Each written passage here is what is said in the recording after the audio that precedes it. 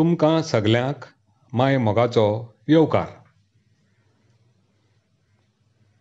आयज आमी कोंकणी व्याकरणाचो पाठ क्रियापद पळोवया. पळोवया आनी वाचूया. खेळटा, जेवता, पेंवता, रंगयता, चलता, रडटा.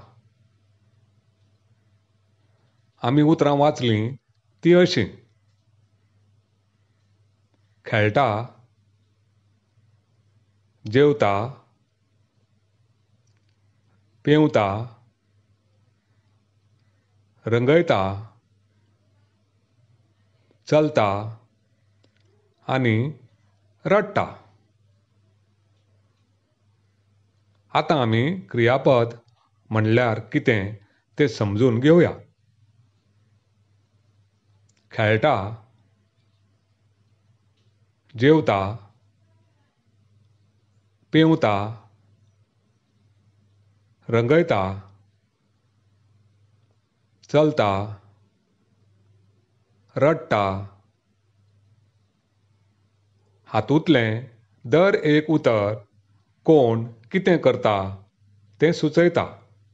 अशा उतरांक आमी क्रियापद म्हणटात. परत एकदां सांगता. हातूंतलें दर एक उतर कोण कितें करता तें सुचयता. अशा उतरांक आमी क्रियापद म्हणटात.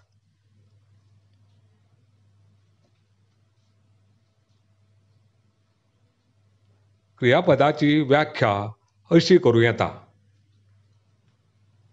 कोणूय वा कितेंय जें करता, जे अवस्थेंत तें आसता वा तिचें जें घडटा तें उक्तावपी उतराक क्रियापद म्हणटात.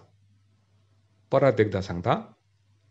कोणूय वा कितेंय जें करता, जे अवस्थेंत तें आसता वा तिचें जें घडटा तें उक्तावपी उतराक क्रियापद म्हणटात.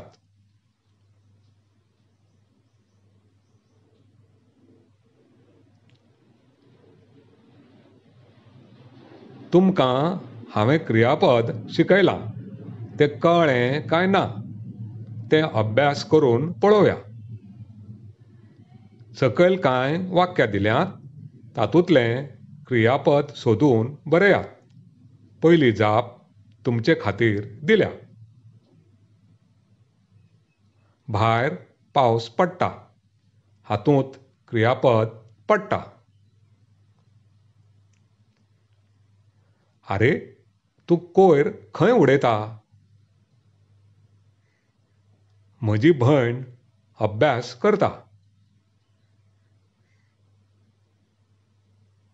तो भुरगो पुस्तक वाचता. घोडो जोरान धांवता.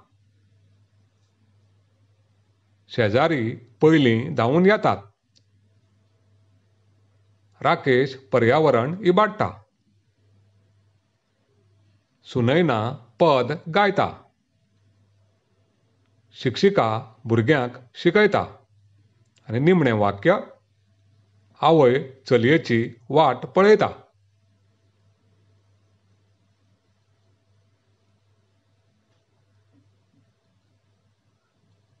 आयज आमी क्रियापद म्हणल्यार कितें तें शिकलीं. तुमकां सगल्यांक कळ्ळें न्हय? तुमकां सगल्यांक दिनवास.